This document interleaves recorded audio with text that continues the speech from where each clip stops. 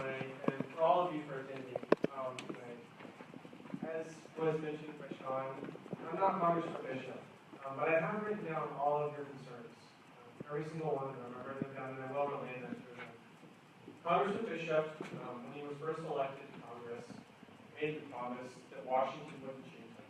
And he's kept that promise. He's still the same public school teacher who ran for office. And he's working to ensure that he can empower the families, the individuals, the men, women, and children of the 1st Congressional District. Washington has grown too strong. Washington and the federal bureaucracies are taking more and more of our tax dollars. They're making decisions that affect our lives when those decisions should be left to you. The tribal governments, they should be left to our duly elected city, county, and state officials, because the people that live where those decisions are made are the ones that are going to have to live with them throughout the years. Congressman Bishop was assigned by the Speaker of the House, Paul Ryan, to the task force to remove power from these federal bureaucracies and bring it back to Congress, where the founding fathers intended it to be. He's also the chairman of the 10th Amendment Task Force. So what he's doing with this newly found power that the task force assigned by the Speaker is to take that power that Congress has and return it back to the people of the states, the counties, the tribes, the cities, and the duly elected leaders, because they're the ones that can make the decisions based upon the goals. As I mentioned earlier, this country is great because we can agree to disagree, and there's so many different issues that we disagree on. And I respect your positions. Congressman Bishop respects your positions. But there's a lot more that unites us. Our love for this land. I absolutely love Utah. Congressman Bishop absolutely loves the land here. It's incredible. The views that you can see, the opportunities that we have before us. And that's what Congressman Bishop is working hard to protect and to preserve. The ability for each and every one of us to make decisions for ourselves, and to be able to enjoy our lives free from overreaching federal agencies. Thank you very much. Thank you.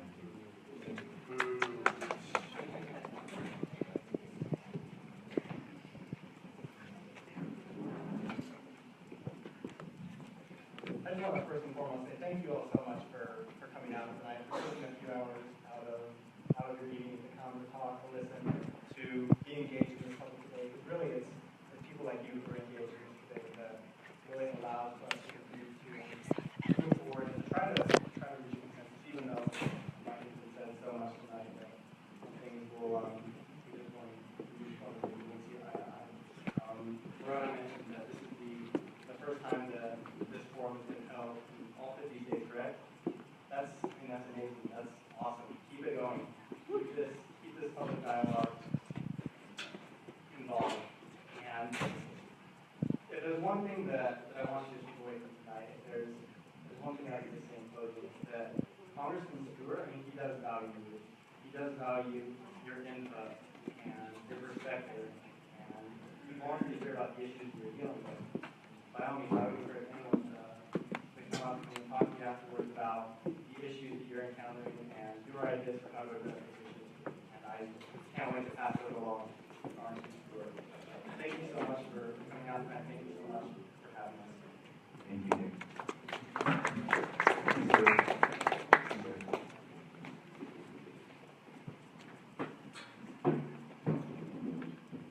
Again, to the Urban Meeting Center, to the Utah League of Native American Voters, and this is an awesome opportunity, and thank you, Ryan, for putting this together.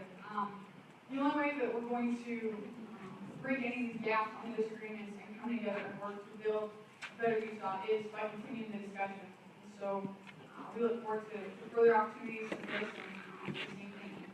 Please reach out for any opportunities, and we're honored to represent the 3rd Congressional District and the others of 7 Navajo chapters and White Mesa Youth, and we continue to hopefully define it better, and that's what all we can do. And as Americans, that's what we do. We sit down on the table across from each other and we talk about our issues, our concerns, and we get better as we come up with ideas together. And so again, thank you for the opportunity. Thank you all for coming. I'm sure that some of you have a very long drive home, and so thanks again. Mr. Robinson.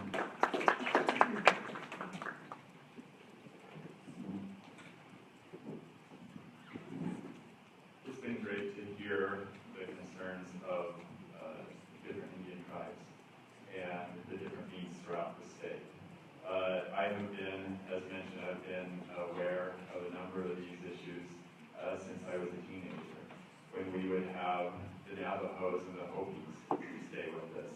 We knew of where they came from and within the state, and what resources they have, and which resources they didn't have. And yet, also dealing with the youths, they have different resources. They have different needs. But as I mentioned, when it comes to the county issues, it really is a matter of, this is a melding pot for people from around the state. I know of several Indians that are here that are homeless, that are drug addicts, that have STDs, that are suffering from alcoholism. So how do we, as local officials, work with, am I saying something that you disagree with? You don't even know about one of the most historical things that have happened in this country with the Yeah, That's why I'm shaking my head at you, because I don't think anything you're saying is true. let's have respect and have this Robinson. Where the Thank you Native so much. Americans' voices are to be heard, to exercise their rights to their basic human rights to clean water, and you had no idea that that was happening. I am involved in more clean water, the water allocation, the proper water use throughout this state than a lot of people might understand. What I do know, which I appreciate your anchor, but what I do know, there are a handful of Native Americans. I'm one of them. I'm sitting at the table with the federal government and the state. Okay, what I'm referring to. Talk about that. Can we have respect and have I that just kind of look at you that like representative say you're their opinion and you can talk to them afterwards? Sir, he asked us Yes, a question, and I answered it. Okay, And you're all different. okay, that's why, ma'am, if you, ma'am. You're talking down to us by labeling us. So don't Okay, talk. if there, When you have all these issues, they are not. Mr. Robinson, We deal can with our you wrap up own, with so. that? Sure, I would love to, but what I am saying is this. There are several Native Americans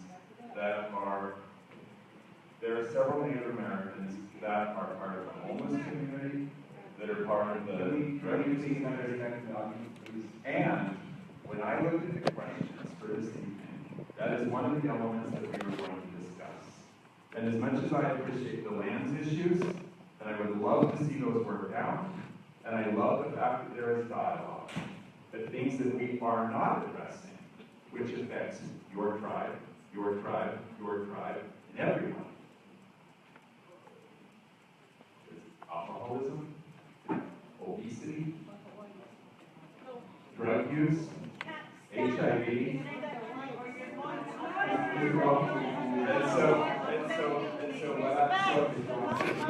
And so what I would say is, there are a number of issues that we're faced with here in the county. Everybody has access to my phone number, and I would love. Let's just let him. He said you have respect. Let's just let him talk. Mr. Robinson, audience members, please. Don't look at her. Please. But my point is, there's a lot of commonality with social issues that we need to be addressing. It doesn't matter which tribe, it doesn't matter which part of the state, but we are dealing with a lot of them here in Salt Lake County. And we need to be honest and open and work together. I know people that are laying on the lawn over at the city building intoxicated day after day. I would love to know which tribe they are, who we can contact, and what. Hey, you're working at me. Okay. Thank you very much. I appreciate the opportunity to be here, and I hope that the dialogue continues, because I believe there are a number of issues that we can work on together. And a lot of those are the social issues. Thank you. Audience, please, let's show them we have respect. Well, thank you for this opportunity. I'm glad that I had a chance to come here. And that's, I think, I missed the first part of it. I missed the introduction of the elected officials, so I apologize about that. And so, who are the tribal elected officials that are still here? Is it the three gentlemen that are still here? Okay, well, I appreciate that, and are you all from the same tribe of missed introduction? So yes, okay. Now, I appreciate the opportunity to come, and I agree with what you say, that until the state of Utah, or better government, recognize all of us that are in the state, that happen to live in the state, and take us into consideration when making decisions, changes are going to happen. That's one of the reasons that I jumped in. I'm a single mom of 2 beautiful children. Politics is my passion. I work 2 and 3 jobs, and you don't do this, just for fun. Do this to make a difference. And I remember that I had to be educated as well because I went to El Salvador. And I remember they said, "Where are you from?" And I said, "Oh, I'm American. I'm American." They said, "Really? So are we. We're Central American. And then there's South American." They said, "You're North American." And I said, "Yeah, exactly. I'm North American." So I think until we get to a place where we can all have an open dialogue about all the differences, and the only focus in Ireland, except in any community, for the last couple of years I've worked, prior to STEM, I worked for Salt Lake County Mayor and Gaps. And I worked for Salt Lake County Mayor as his community lead. I went out to the community, I would report back to them all the time, and I told them, if you take care of the women in the community, women and children in the community, they will turn around and take care of everything. So I will look at any organization, as well as government and organizations, and make sure you're taking care of the women and the children first, and then they'll turn around and take care of everybody else. Thank you so much for having me here.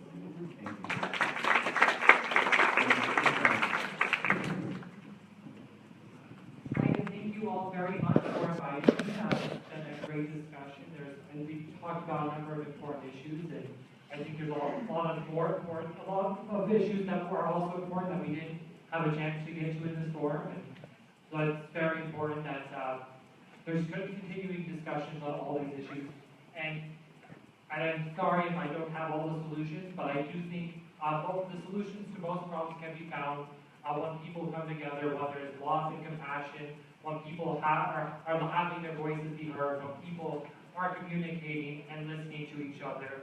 When there isn't open dialogue, when there isn't communication, a lot of important issues are ignored, a lot of important problems are not solved. And I cannot speak for anybody but myself. I do want to try to be somebody who tries to listen to people and try to give a voice to those who feel their voices are not being heard. Once again, my name is Misty K. Snow. I'm running for U.S. Senate. It is a statewide race. Thank you very much. Thank you.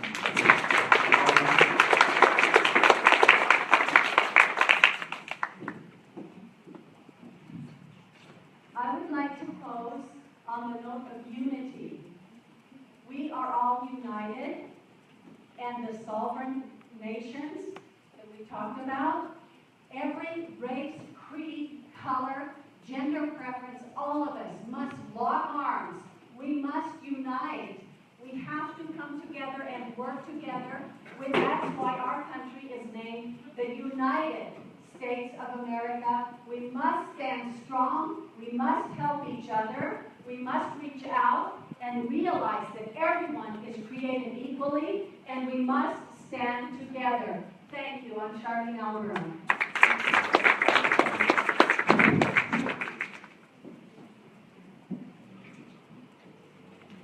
So I think one of the reasons that there's a lot of pent-up hostility is the fact that treaty obligations and laws come right below the Constitution and trump national statutes. And we have to understand that that's the law in our country. And I think if we operate from that premise and we remember that treaty obligations and laws come immediately below the Constitution and above national statutes, I think that we will put to bed a lot of the problems that we have right now that have been discussed this evening. You know, my father was a 20-year-old the morning of June 6, 1944. He was stationed in England. He was a 20-year-old part of a national effort to fight Adolf Hitler. He flew across the English Channel the morning of D-Day, and he helped to save the free world. You know, when my father jumped into that B-24 that morning at 2 a.m., and they were told by Eisenhower to go save the free world, I'm pretty sure that he didn't turn to his waist gunner or to his co-pilot and say, what political party are you?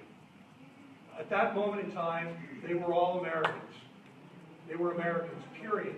And I think we do have to get back to that place where we remember that we are all Americans and that we can overcome the differences that unite us. And I agree with that. And so I think we have a lot of work to do. And I believe that I can be part of the solution. I believe that my opponent is part of the problem. And so I ask for your vote on November 8th. I'm Dr. Peter Clemens, and I'm running for the U.S. House of Representatives. And damn it, we're going to win.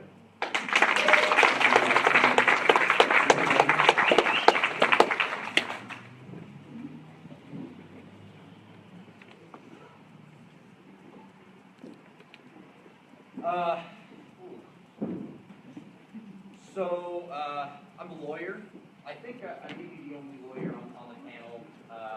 And you all know way more about this field of law than I ever could, because you've been dealing with it, living it, fighting it for generations. So it would be pretty stupid of me, even though this is my profession, to tell you anything about what you already know. What would be a lot smarter is for me to have you tell me what we need to do differently. And this is the problem. At some point, government stopped being public service, and it started being personal service. The governor doesn't need a third term. That's not public service. I like to use the example of George Washington. Founded the country, served 2 terms, said no one needs more than 2 terms in that job, and then went back to being a farmer. And that, I think, more closely resembles public service. I think part of our problem is that we have people who are there for themselves. They think they are elevated above those they're supposed to represent, not elevated by them. That's why I'm in this race. And I'm a pretty bad politician, because I'm new at it, maybe that's why. But let's just cut the BS. I can't fix this by myself. I will never have the answers. And even if I was invested with all power, I'm running for lieutenant governor. I'm not even running for governor. Even if I was the governor, I wouldn't have the power to fix all of this by myself. But here's what Mike and I will do. We'll bring you in to tell us how to help. I cannot fix it. I will not promise to fix it because I can't. What I can do is be your partner as we try to fix it. And that's the promise that Mike and I will make, is that voices that haven't been heard, it's not about us just listening to those voices, like trying to do it. It's about us bringing you in so you tell us what to do and we help you do it together. It's a fundamental difference in the way we think about the way government should be done. And I think if you helped us understand it better, because we honestly had consultation, not BS. Oh yeah, we asked, and we didn't listen to what you said. But you came to the table, and you said, here's what's actually wrong. And we treated you as individuals, individual tribes, cultures, individual people. Instead of just saying, well, Native people, there's this thing called Native people. What if we treated you like individual cultures? What if we treated you as individuals, representing your sovereign people? What if we treated you like equals because, damn it, you are? I think maybe we'd actually start to get somewhere. And that's the difference that Mike and I are fighting for. And I don't think that things just get given the way that maybe they should have been given from the beginning. I think you probably know this better than anybody here. You have to fight for it, you have to demand it. And so I'm asking the people of Utah, I'm asking the people in this room, I'm asking those watching at home on the internet. Demand change. That's what your ballot represents, your ability to demand a change. And if you want it, and we work together to fight for it, we can have change. I honestly believe that if we do it together, we will do it better. But it starts with that demand. Join me. Help me elect Mike Weinholz as your next governor. You know where I live, and I will give you my cell phone. If we're not doing it, you come find me, because I don't deserve your trust. I can't keep my word. When I shook your hand, that's as good as I can get it. Help me make that change. Give us the kind of leaders who will work collaboratively, and that when they shake a hand, they mean it, and they do it. That's the kind of guy Mike is. I believe it. I know it. He's the kind of person I want to be like. If we do it together, I honestly think we'll do it better. Something we've never tried. Not really. Not really. Everyone says 2016 is special. It's a different year. Prove it. Demand the change. Prove that this is a different year. Let's get together and let's change the way that this city, this county, this state, this country is run. Let's change the way we do it, and let's do it for once together. Thank you.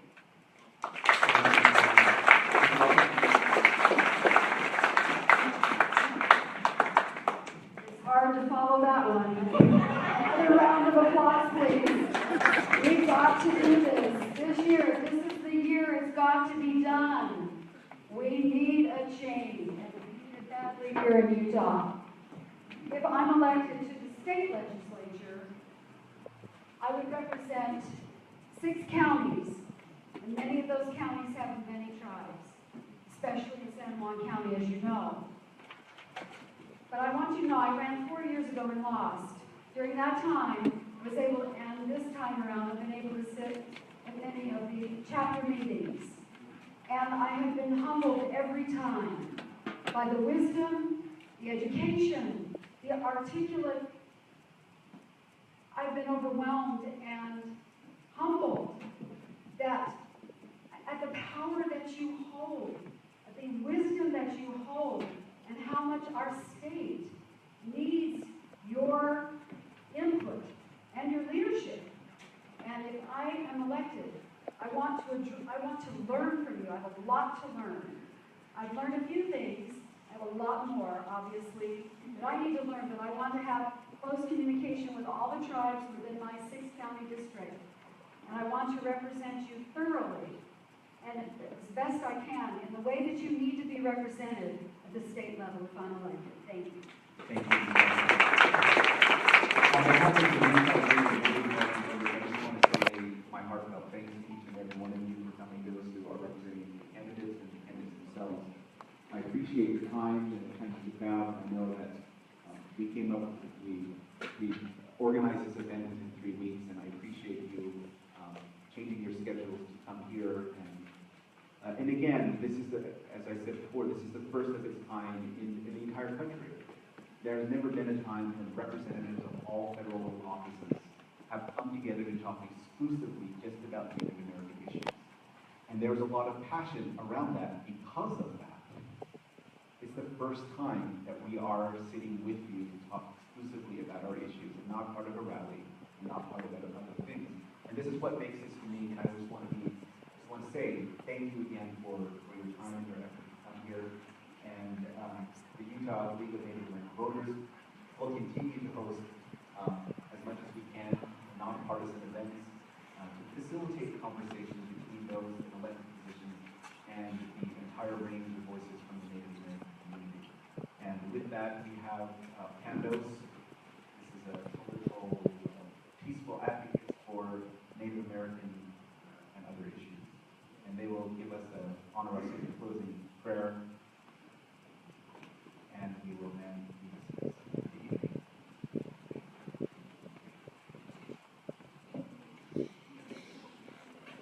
I'm just going to introduce Butch Russell, and also I really like what you said, because I think it's very important that we live in a world here in Utah where spirituality is only a one-way spirituality. And so I really appreciate that there is a lot to be learned by Native Americans.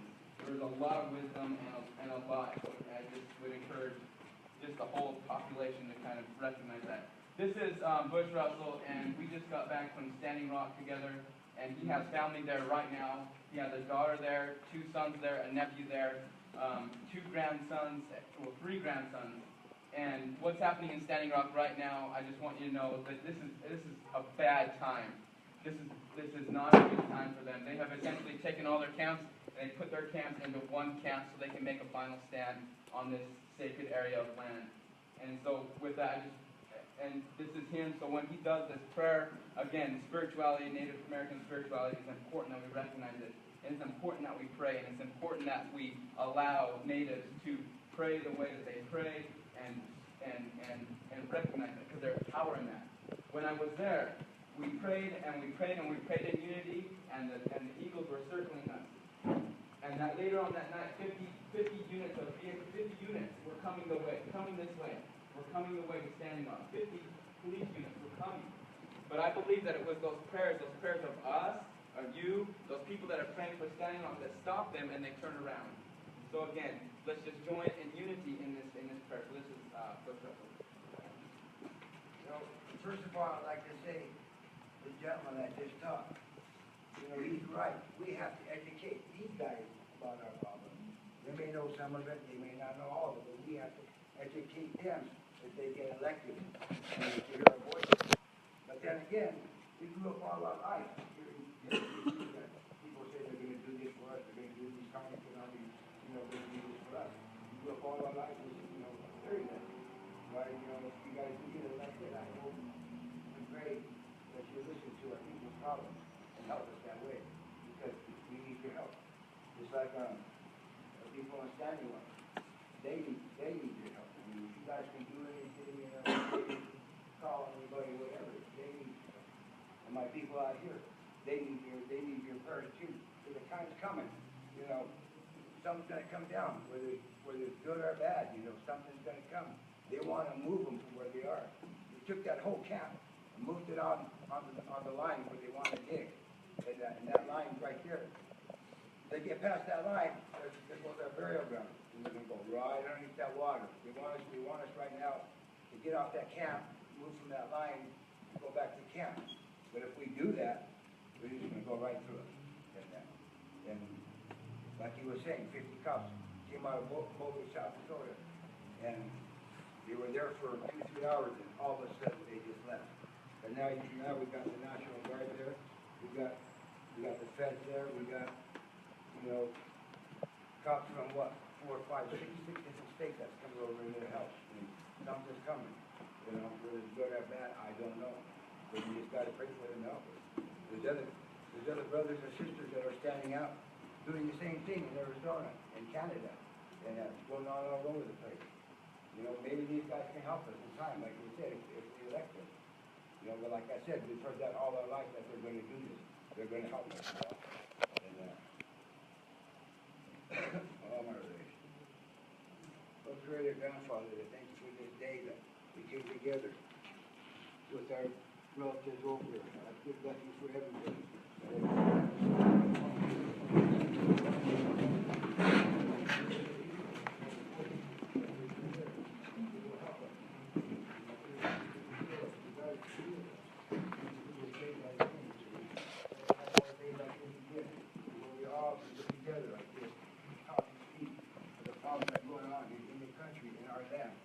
Thank you for everything. Good health to all my relations,